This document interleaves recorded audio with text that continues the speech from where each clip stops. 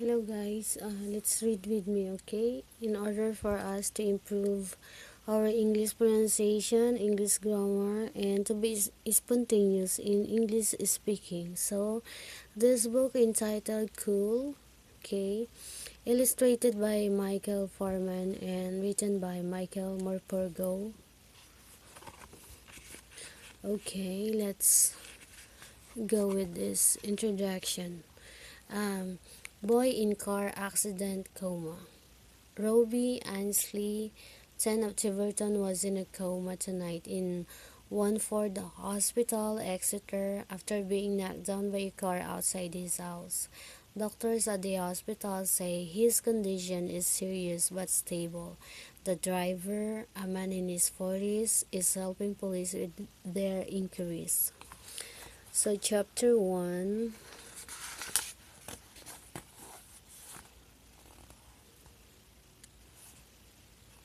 Okay, chapter 1.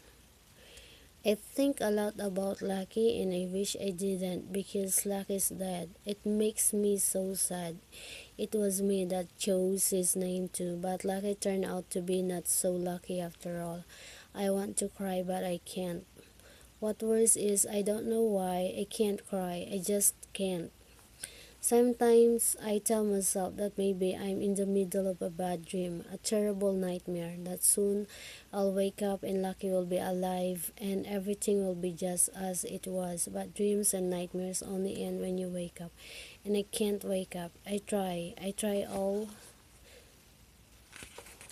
all the same I try all the time, but I can't.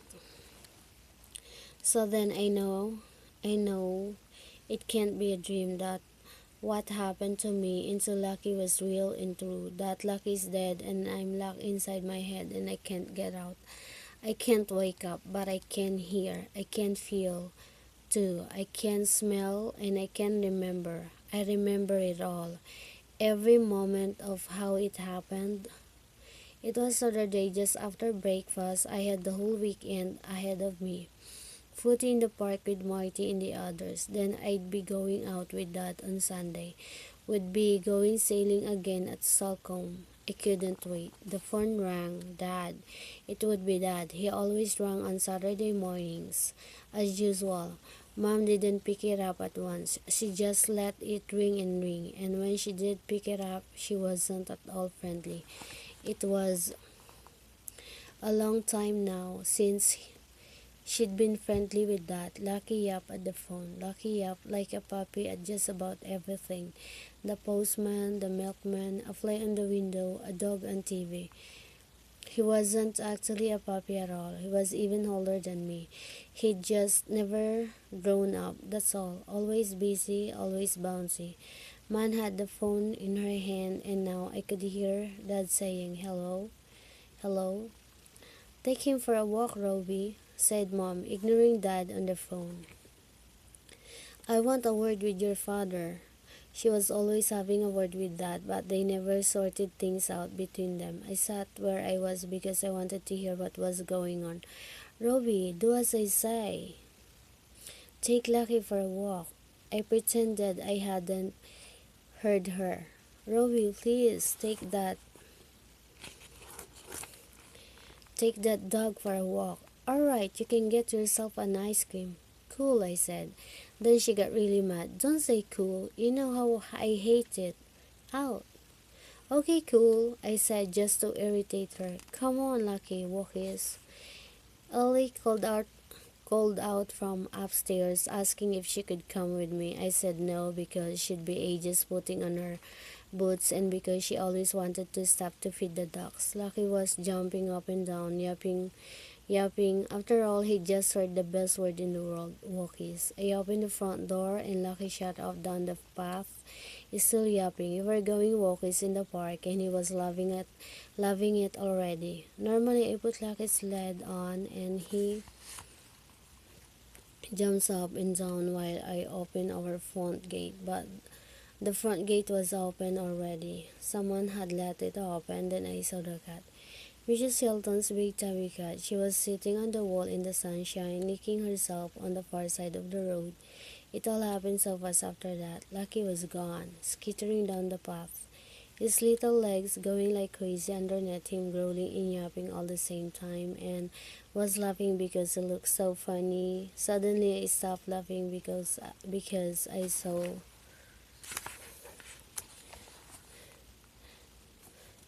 saw the danger I should have seen in the first place. I shouted, but it was too late. Lucky was out of the gate and into the road before I could stop him. I ran after him. I heard the car, heard the squeal of brakes. So Lucky disappeared underneath the wheels, but I never saw the car that hit me.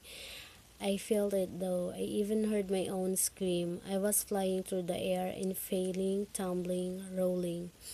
Then I was in the ambulance, but somehow I couldn't wake up. Nothing seemed to work. I couldn't move anything, not my fingers, not my legs, but inside my head I had woken up. Inside I was wide awake. I remember thinking in the ambulance, maybe I'm dead. Maybe this is what being dead really feels like. I've thought a lot about that ever since, and it doesn't worry me anymore, not often anyway. I know I can't be dead because my leg hurts all the time, so does my head. I feel like I've been walked all over by a herd of elephants. I mean, you can't hurt if you're dead, can you? I could hear Mom crying in the ambulance man telling her I would be alright, that she wasn't to worry, that it wasn't far to the hospital. I remember he put a mask over my mouth. When we got here, I felt the cold air on my face. Mom held my hand the whole time. She kept kissing me and crying, and I wanted to open my eyes and tell her I was fine, but I couldn't, and I still can't.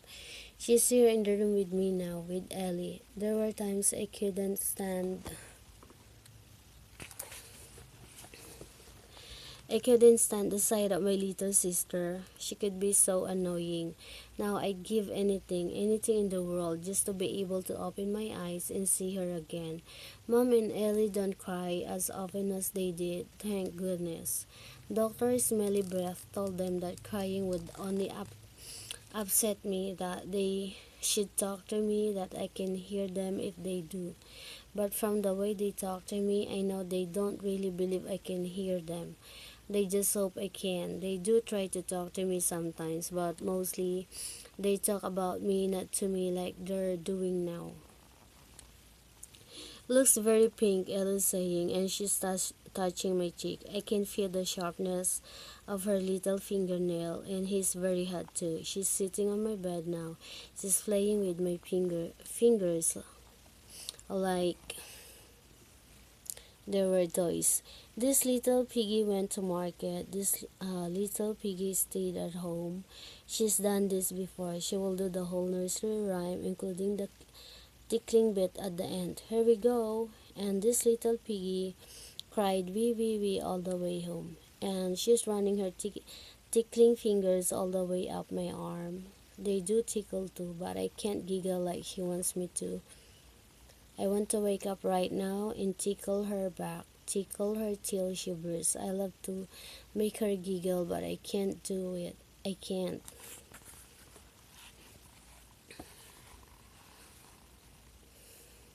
Okay? And what's Ruby got that pipe thing in his mouth for, Mom?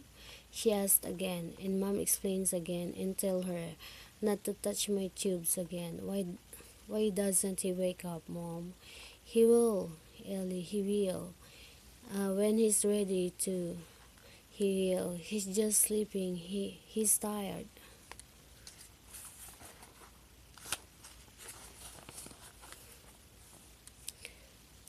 Why is he tired? Mom doesn't answer because she can't. There are so many questions I want to ask them. I want to ask what all my tubes are for. I'm full of horrible tubes going into me and out of me. I want to ask about Lucky. Is he really dead? Tell me. I have to know for sure one way or the other. And also, I want to know if If Chelsea won on Saturday, did Solo score? I bet he did. Coolest player in the whole world. The best. And another thing, how long have I been lying here in this bed? The trouble is there's no night or day for me. No yesterday, no today, no tomorrows. It's difficult to know how long I've been here. I'm guessing it's about 3 days, maybe four, but I can't really be sure. Okay, I doze a lot, but I never know for how long. I feel like dozing off right now. I'm so sleepy. When I wake up, Mom will still be here with Ellie and with Gran. Probably Gran's just gone up shopping, or maybe Dad'll be here instead. Or daughter's Millie breath will be sticking something into me or pulling something out of me. Or Tracy will be with me again, making me comfortable. She's my nurse and she's really cool. She smells nice too. She smells of flowers, not like Dr. Smelly Breath. He smells of garlic. Tracy often sings as she works. She's got favorite song and favorite singers, John Lennon and Kirsty MacColl. She says Kirsty MacColl is just the best. She plays me the CD sometimes. Tracy tells me secrets too. That's one a really good thing. One really good thing I've discovered about being in a coma. Sometimes people tell me secret things. Maybe it's because they don't really believe I can hear them, that I'll ever wake up, but I can and I will. Grace is always going on about her boyfriend, Trevor, where they went last night, what he said to her when he said goodnight. Trevor, what a name. She was angry with him again this morning because he forgot her birthday. Either she's furious with him or she loves him to bits. Can't make up her mind. I reckon Trevor must be a nerd, a right nerd. I'll tell her so when I wake up. I'm dozing off now, drifting away, but Mom won't let me. She's bending over me. She's still here. She's close to me. I can feel her warmth. Feel her hair falling on my face as she kisses me. Your dad'll be in to see you later, Roby, and I'll be in again tomorrow. Now she's crying. Please wake up, Roby, please. I'm trying, Mom, I'm trying. And Ellie's kissing me too. I got a wet ear now. I brought you Pongo, she says. He'll look after you. He'll help you wake up. This is Pongo, I think. His toy. Pongo is her flop-eared cuddly rabbit, pale blue with pink eyes. He's her absolute favorite cuddly toy. She hates being without him. I want to hug her. I want to say thank you. I want to tell her that Pongo's school really cool, but they've gone and I'm alone. Prayers at school for coma boy. Okay. Prayers were said this morning at the primary school in Tiverton for Robbie Ainsley, who was knocked down by a car last week. Head teacher Mrs. Stinney said, Robbie is a very popular boy at school with children and teachers alike. He plays center forward in the school football team, sings in the choir, and only recently played Oliver Twist in our school production of Oliver. Robbie Ansley remains in a coma and on a life support system in Wanford Hospital, where doctors say his condition is unchanged.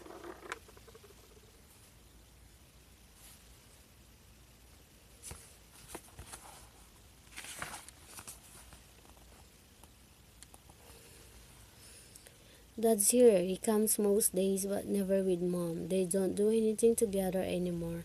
Not since he moved out. He's reading to me. The big again. It's always the BFG. I like it, but not. that much. I know why he's doing it, though. Dr. smells breath always, saying it to everyone who comes to visit me. He says anything could wake me up at any time. A voice I recognize, a book I know, a song I like, or some big surprise. He says everyone got to try to find a way through to me, and one of the best way is by jogging my memory.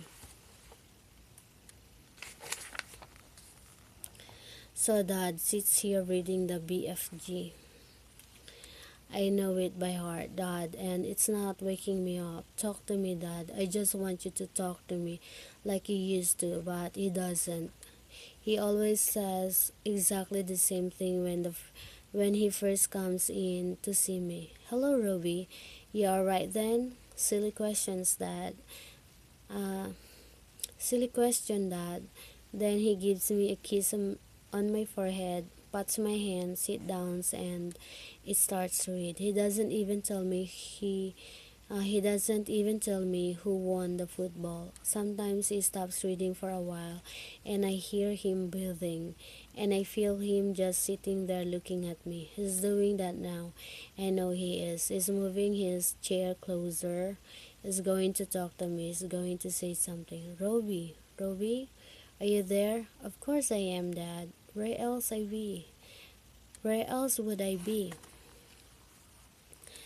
My nose is itching, Dad. I wish you would scratch it for me. I wish I could scratch it for me. Say something to me, Ruby. Move a finger or anything. Please. I can't, Dad. Don't you think I would if I could? I'll finish the chapter then, shall I? He is closer still now, so close I can feel his breath on my ear. It's the BFG, Ruby. Your favorite. I know it is, Dad. Please don't read to me, Dad. Just talk to me. But I hear him turning the page. On he goes. I shouldn't complain. He reads it brilliantly. Well, he should. He is an actor after all. His BFG voice is really cool, all booming and funny, like laughing thunder. Great. Tracy's coming again. She's singing. I love to hear her singing. Days I'll remember all my life. Kirsty McCall. It makes me feel all happy and warm inside. Hello, Mr. Ainsley. She chirps. How are we today? How's Robbie doing? The same, Dad says. Much the same. Sometimes I don't see any point in this. I don't think he knows I'm even here. I wish he wouldn't sound so gloomy. Don't you believe it? Says Tracy. He knows, don't you, Roby? I know. He knows, Mr. Ainsley. She is changing the dressing on my head. He knows a lot more than you think. I'm sure of it. He's doing just fine, Mr. Ainsley. What he doesn't need is people around him who are worrying themselves silly in about him. You tell him, Tracy. I can feel the warmth of her hands on my head. Well, the bump on his head is going down very nicely, and that's just what we want. But it's swollen on the inside, Mr. Ansley. That's the big problem. All we need is for that swelling to go down too, and with a little bit of luck and with a lot of encouragement, it will come out of his coma. Mrs. Stinley, she's Roby's head teacher, that's saying. She gave me this tape to play for Roby. The kids in his class have sent messages to him, get well messages. She thought it might help him to wake up. What do you think? I think that's really sweet, Tracy says. And what's more, it's a great idea. I'll go and find a cassette machine. We got one somewhere. I know we have. And she goes out, leaving Dad and me alone again. There's a bit of a silence, and then suddenly Dad starts to talk. For the first time, he's actually talking as if he really believes I might be able to hear him. Roby, it's about your mom and me. We both feel really bad about this. She thinks that if she hadn't sent you off to walk Lucky in the park, then none of this would have happened. And I know that if I'd been at home, then I'd have been there to take you and Lucky to the park myself. I'd have been there to look after you. And there's something else, Ruby, about your mom and me splitting up. I should have said something before. I should have explained. It was my fault and not mom's, mostly anyway. I could get work, Ruby, and I got all down in the dumps and fed up and depressed. I thought it wasn't any any use to anyone, not her, not you, not Ellie. She had enough of me moving about the place, feeling all sorry for myself. I don't blame mom. We both said things we shouldn't have said. Now I'm upset and she's upset. Dad never ever talks to me like this. He isn't talking to me as if I'm a kid at all. I like that. I like that a lot. I got a job now, Roby. It's not much, just a little part on TV in the bill, but it's something. I'll start. I'm getting back on my feet. I'd come home like a shot, but I think I've blown it up. I'd blown it, and I don't know if mom will have me back. Cause she would, Dad. Ask her. She misses you like anything. We all do. Ask her, Dad. Just ask her. I want to shout it out loud, but I can't even open my mouth to talk.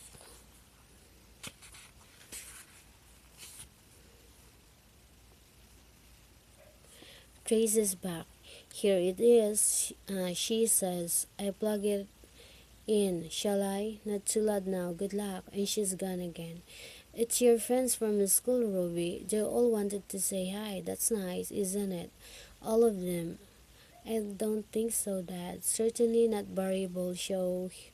Him with the big mouth was a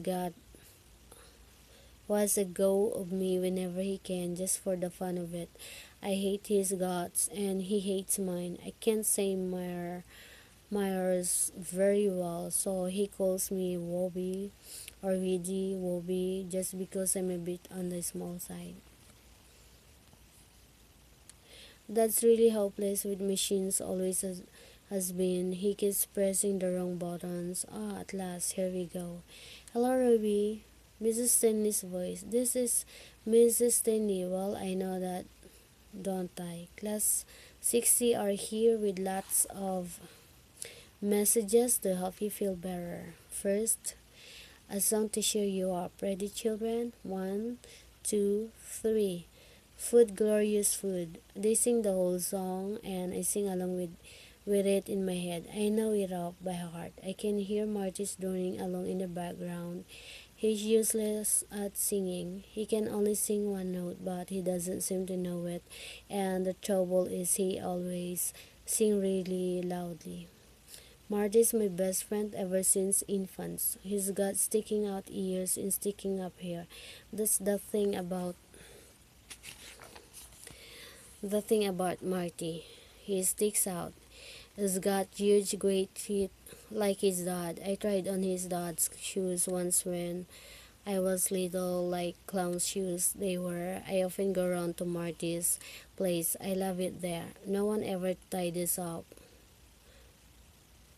And his mom and dad laugh a lot, and so does Marty. Sometimes I take Lucky with me. They got a big garden, and Lucky races around and digs in the sandpit, and they love him to bits. Marty dog sits for us when we go away. It's like a second home for Lucky, or it was. Marty's a brilliant footballer too. He's the goalie in our school team. He's got great big hands like spades, and the ball always seems so stick to them. The song's over, and Mrs. Stanley's banging on about how much they all want me to get better. Now, Ruby, here's Marty with the first message. Hi, Rube. We played St. Jude's on Saturday, and we won, of course. We hammered them 4-1, and the goal they got was a penalty which wasn't fair. I never touched their center forward. He dived. Get better soon because we miss having you around and we need you back in this team too. See you.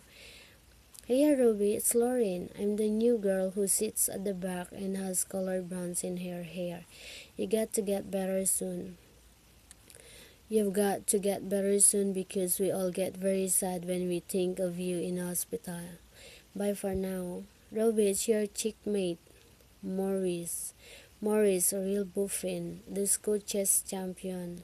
Looks like Harry Potter, brain like a computer. I only ever beat him once and then I cheated.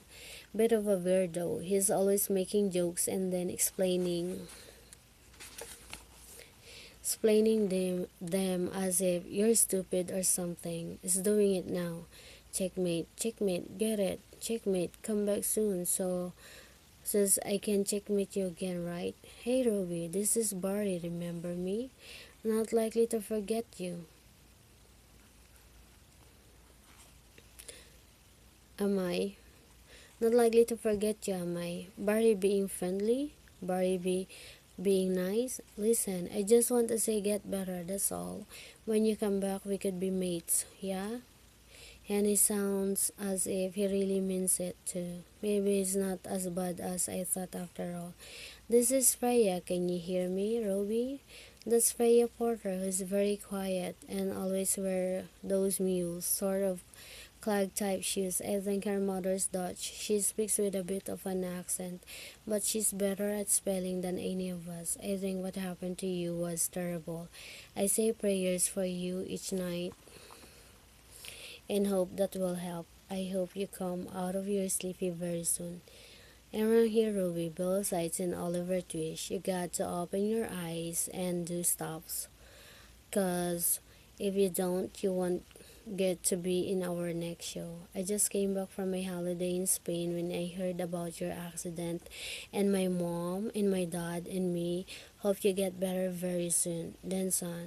Then some, then Juliet, then Joe, all of them, everyone in my class. I just want to jump out of this bed, run down the road, across the playground, into the classroom, and shout out,